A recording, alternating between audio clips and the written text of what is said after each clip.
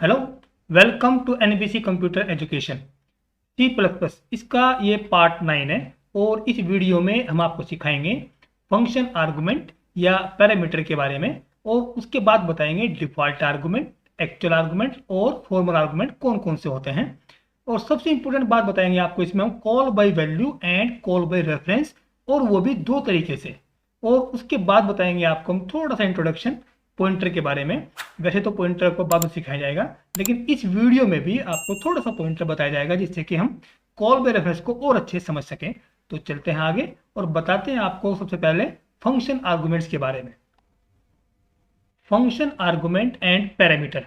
अब ये आर्गुमेंट किसे कहते हैं और पैरामीटर किसे कहते हैं, डेफिनेशन तो लिखी हुई है, आप वीडियो को पॉज करके इसको नोट कर सकते हैं। और वैसे ये होते क्या है, क्या इनमें डिफरेंस है, ये समझिए। देखिए, सबसे पहले हमने यहाँ पे समझाया है कि an argument are the values that are sent to the function when it is called.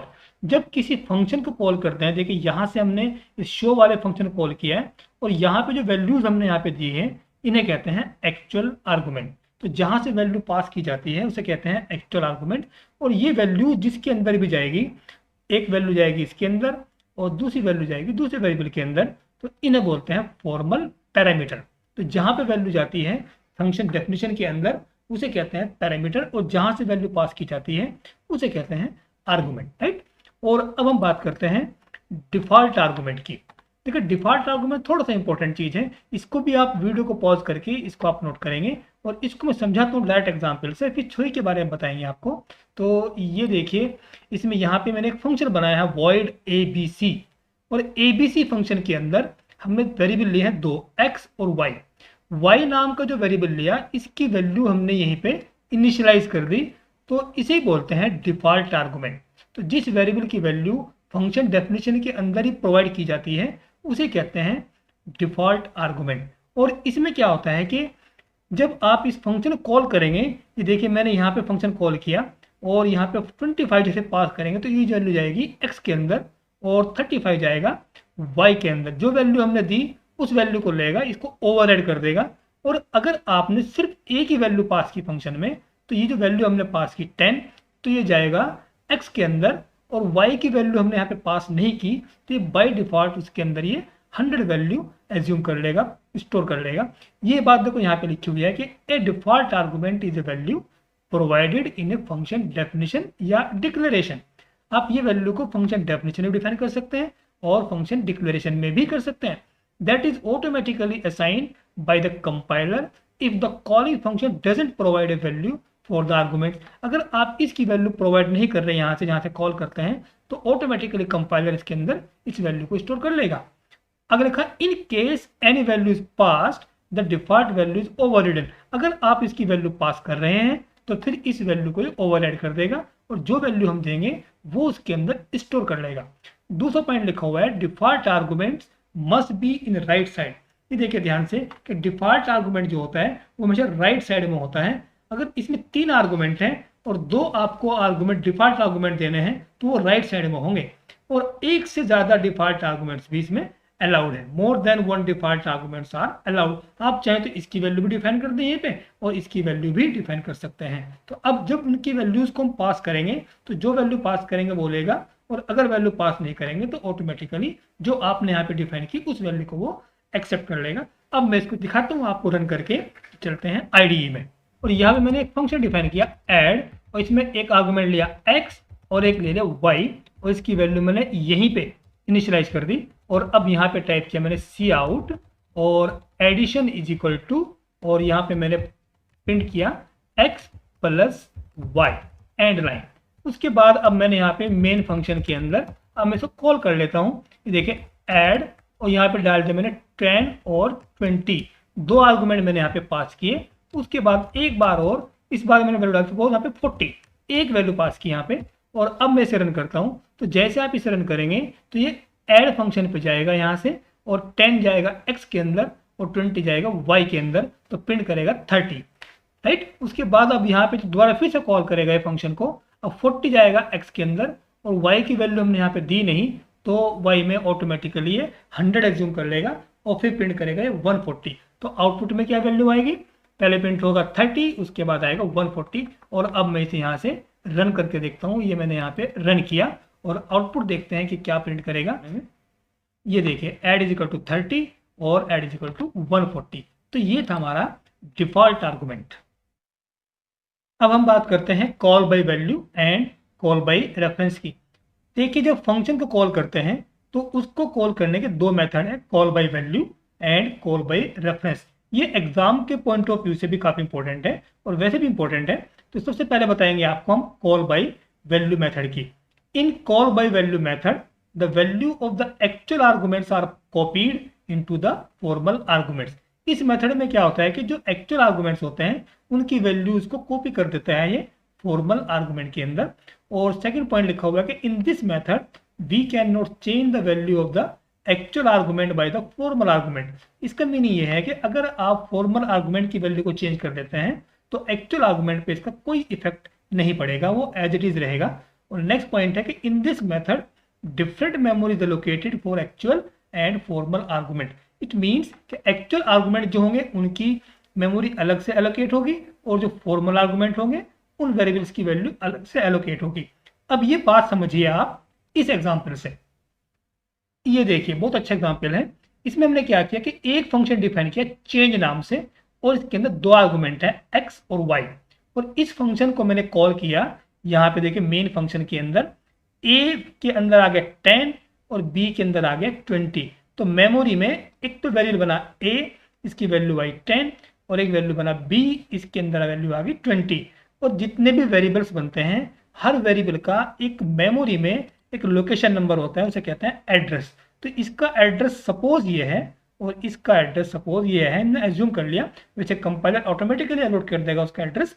तो ये ए की वैल्यू हो गई और ये ए का एड्रेस, ऐसे ही बी की वैल्यू है और ये बी का एड्रेस है। अब मैंने यहाँ से फंक्शन कॉल किया तो यहाँ से फंक्शन पे क्या जाएगा यहाँ से, और ए की जो वैल्यू है 10 उसको ये पास कर देगा किसके अंदर, एक्स के अंदर। और जो बी की वैल्यू है उसको ये पास कर देगा किसके अंदर, वाई के अंदर। तो इसका मतलब ये हुआ कि फंक्शन को कॉल किया और ए और बी की जो वैल्यूज है उसको पास कर दिया, इसीलिए कहते हैं कॉल बाय वैल्यू। कॉल किया और वैल्यूज को हमने पास कर दिया। अब हमने क्या किया, एक्स की वैल्यू को हमने चेंज कर दिया, 100 हो गई, 10 हट जाएगा मेमोरी से और उसकी वैल्यू हो जाएगी 100। ऐसे वाई की वैल्यू को कर दिया हमने 200।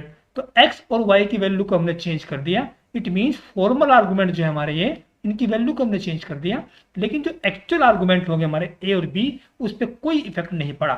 यही होता है कॉल बाय वैल्यू में कि आप ए और बी की वैल्यू को आप पास कर रहे हैं एक्स वाई में, अगर आप एक्स वाई की वैल्यू को चेंज करेंगे तो ए और बी की वैल्यू पे इसका कोई इफेक्ट नहीं पड़ेगा। इसका मतलब इसका जो आउटपुट आएगा वो 10 और 20 ही आएगा। जब इसको रन करेंगे, बताएंगे आपको थोड़ी देर में रन करके, तो उसका आउटपुट आपको 10 और 20 ही दिखाई देगा, राइट। अब हम बात करते हैं कॉल बाय रेफरेंस की। In this method of calling function the reference of actual argument is pass to the formal parameter.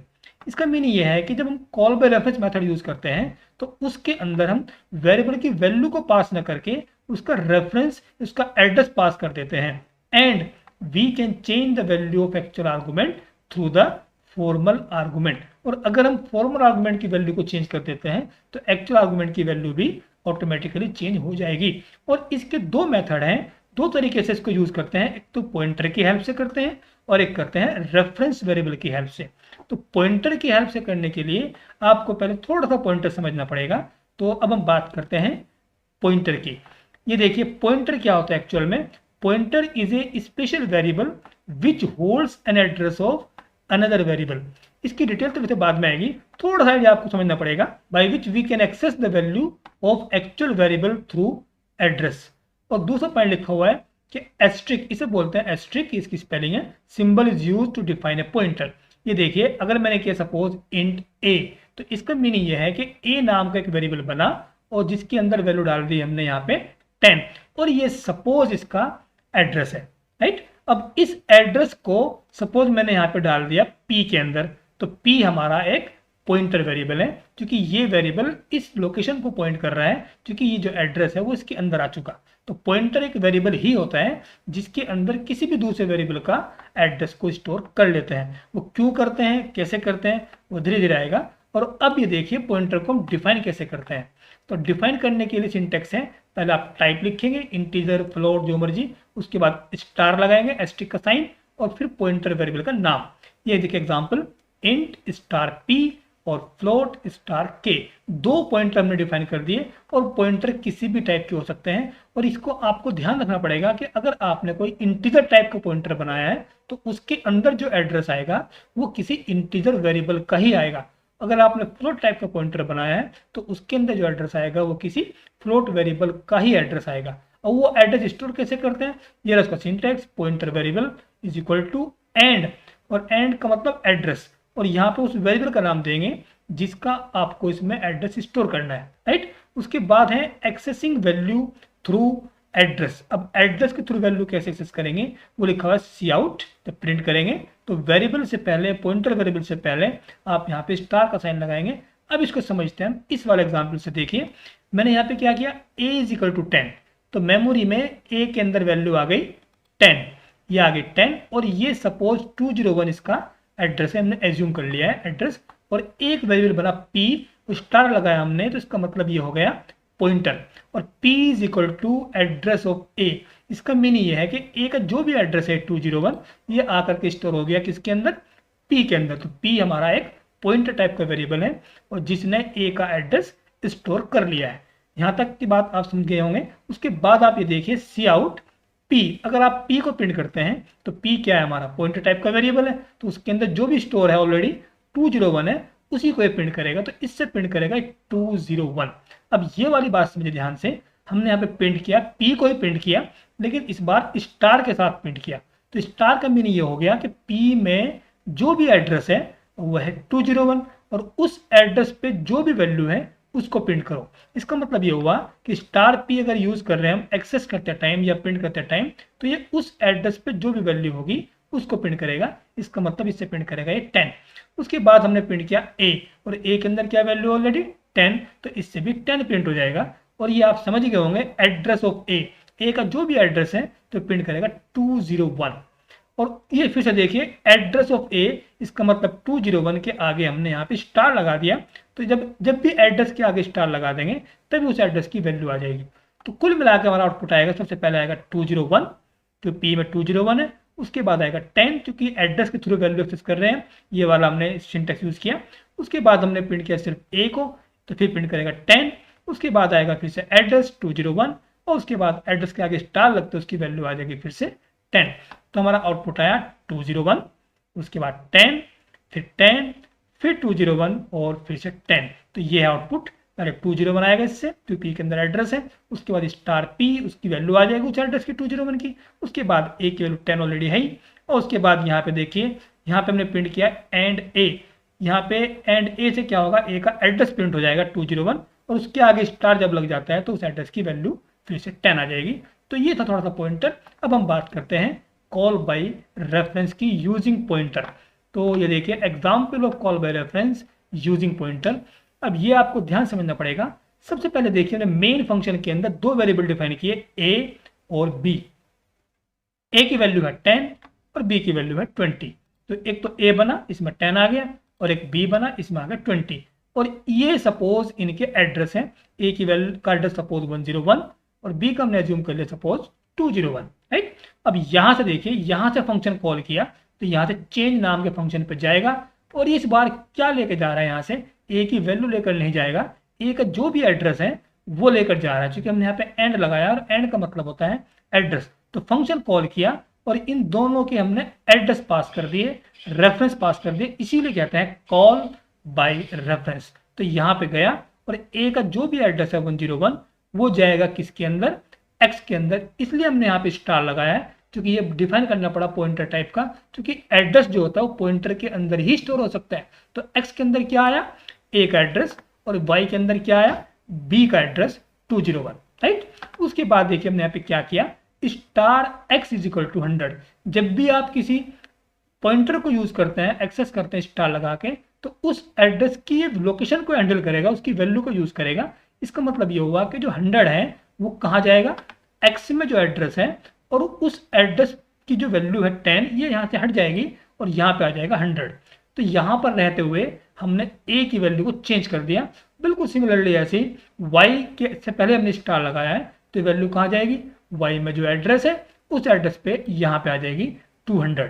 तो कॉल बाय रेफरेंस में जो एड्रेस पास हमने किए उन एड्रेस के थ्रू हम एक्चुअल आर्गुमेंट की वैल्यू को देखिए हमने चेंज कर दिया है। अब जब ये प्रिंट करेगा ए की वैल्यू तो ये क्या प्रिंट करेगा 100 और बी की वैल्यू करेगा 200। तो कॉल बाय रेफरेंस हमने यहाँ पे यूज किया है पॉइंटर की हेल्प से। अब हम यूज करते हैं इसको रेफरेंस वेरिएबल से। तो ये देखिए वही सेम एग्जांपल है, ये और सिंपल हो जाता है। तो इसमें हमने क्या किया, सिंपल प्रोग्राम बनाया है, बस आपने यहाँ पे एंड का साइन लगाना है, राइट। इससे पहले एंड लगाया और इससे पहले भी एंड का साइन लगाया। तो अब ये क्या करेगा, देखिए a इज इक्वल टू 10, ए में 10 आया, और b इज इक्वल टू 20, ये 20 आया, और इनके कोई ना कोई एड्रेस जरूर होंगे। अब यहाँ पे देखिए चेंज फंक्शन पे गया और a का जो रेफरेंस होगा वो ले लिया x ने। इसका मतलब ये हुआ कि जो a वेरिएबल है इस जो लोकेशन का नाम अब दो हो गए, एक तो a यहाँ से यूज करेगा इस फंक्शन से a के नाम से, और उस फंक्शन से करेगा ये x के नाम से। ये इसका एक तरह से अल्टरनेट नेम हो गया, अलायस नेम हो गया। इसी लोकेशन के दो नाम है, यहाँ से a और यहाँ से x। इसी तरीके से b का रेफरेंस लिया किसने, y ने, तो y जो रेफरेंस होगा किसका, b का, राइट। अब अगर मैं x में चेंज करता हूँ वैल्यू, तो x में चेंज करने का मतलब यही होगा कि वैल्यू a के अंदर ही चेंज हो जाएगी। ऐसे y की वैल्यू अगर चेंज करेंगे तो भी b के अंदर चेंज होगी। तो अब जब ये प्रिंट करेगा a की वैल्यू तो क्या करेगा 100 और b की वैल्यू करेगा 200। तो ये इसका आउटपुट आएगा। अब मैं इसको आपको सिस्टम पर दिखाता हूँ कि जो हम बता रहे हैं ये सही तरीके से काम कर रहा है कि नहीं। तो चलते हैं IDE में। ये देखिए मैंने प्रोग्राम टाइप कर रखा हुआ है और इसमें मैंने कॉल बाय वैल्यू यूज किया। अभी मैंने यहाँ पे स्टार लगाया है और नहीं मैंने यहाँ पे कोई एंड का साइन लगाया है। तो ये क्या प्रिंट करेगा 10 और 20। ये मैंने रन किया और ये देखिए ये 10 20 प्रिंट हो रहा है, क्योंकि ये है call by value. Call by value में ये होता है कि इनके अंदर अगर वैल्यू चेंज करते हैं तो इन पर कोई इफेक्ट नहीं पड़ेगा। और ये आप अच्छे से जानते हैं कि जब आप एक से ज़्यादा वेरिएबल यूज करते हैं तो दोनों के लिए अलग अलग टाइप लिखनी कंपलसरी है। इंट इसके लिए अलग, उसके लिए अलग, और आप चाहे तो यहाँ पे ए बी ही यूज कर सकते हैं, क्योंकि ये फंक्शन अलग है और ये फंक्शन अलग है। अलग अलग फंक्शन में एक नाम के दो वेरिएबल ले सकते हैं, एक फंक्शन में एक नाम के दो वेरिएबल नहीं ले सकते। ले सकते हैं अगर आप में ब्लॉक बनाएंगे तो। और अब हम बात करते हैं कॉल बाय रेफरेंस की पॉइंटर की हेल्प से। तो मैंने यहाँ पे यूज किया है स्टार का साइन, और ये मैंने देखिए स्टार सॉरी यहाँ पे मैंने एंड का साइन लगाया। तो ये ए का एड्रेस लेकर जाएगा और यहाँ पे हम लगाएंगे स्टार का साइन। ये देखिए अब इसने ए का एड्रेस स्टोर कर लिया, वाई ने बी का एड्रेस स्टोर कर लिया, और यहाँ से वैल्यू का चेंज करते हैं तो ये वैल्यू 100 200 कहाँ पे जाएगी, ए और बी के अंदर। अब अगर इसको रन करता हूँ तो ये प्रिंट करेगा 100 और 200। ए मैंने इसको रन किया और ये देखिए आपके सामने 100 200 को दिखाई दे रहा है। अब हम बात करते हैं रेफरेंस वेरिएबल के थ्रू। तो आपको यहाँ पे सिंपल एंड का साइन लगाना है और यहाँ पे भी एंड का साइन लगाना है, और यहाँ से अब इसकी जरूरत नहीं पड़ती, यहाँ पे एंड का साइन नहीं आएगा और यहाँ पे भी एंड का साइन नहीं आएगा। तो ये भी कॉल बाय रेफरेंस हो गया। ये देखिए अब भी ये प्रिंट करेगा 100 और 200। तो ये देखिए मैंने यहाँ इसको रन किया और आपके सामने 100 200 को दिखाई दे रहा है। तो ये था आज की वीडियो, और अगर आपको लग रहा है कुछ सीखने को मिल रहा है तो आपसे हमारी वही रिक्वेस्ट है, आप हमारे चैनल को सब्सक्राइब करें, वीडियो को लाइक करें और बेल आइकन जरूर प्रेस करें, जिससे कि आपको नोटिफिकेशन बराबर मिलते रहे। अगर आपको इसमें कोई भी प्रॉब्लम आती है तो आप हमें कमेंट कर सकते हैं, हम आपकी प्रॉब्लम को जरूर सॉल्व करेंगे। Thank you for watching.